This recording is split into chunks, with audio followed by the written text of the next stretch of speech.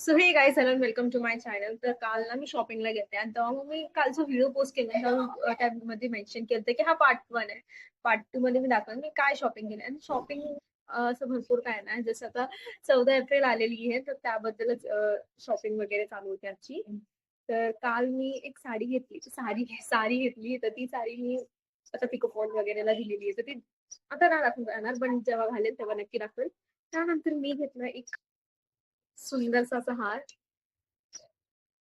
म्हणजे हा माझ्या होता ना, मागे ट्रेंड मध्ये खूप होता तर माझ्या विश लिस्ट मध्ये हा होता.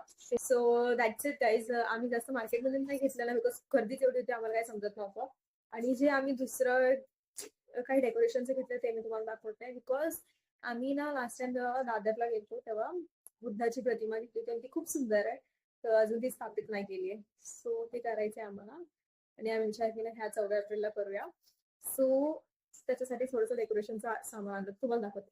तो गाईज हा आमचा कॉर्नर होता एक जो खाली होता ना, आम्ही विचार केला इथे मूर्ती ठेवूया आणि हेच आम्ही काल घेतलंय. फक्त हा ग्रास घेतलाय जो फेक आहे आणि हे फ्लावर्स वाला म्हणजे फेकच येते बट खूप छान वाटतंय. अजून काहीच तिथे प्रॉपरली आम्ही डिकोर केला नाहीये. जेव्हा करू तेव्हा तुम्हाला दाखवूया. ही लाईट्स वगैरे आम्ही ऑनलाईन मागवली होती.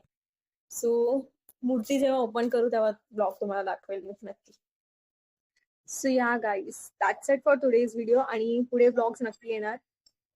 बघूया मला जमत का नाही but still bye bye guys. Bye. Love you.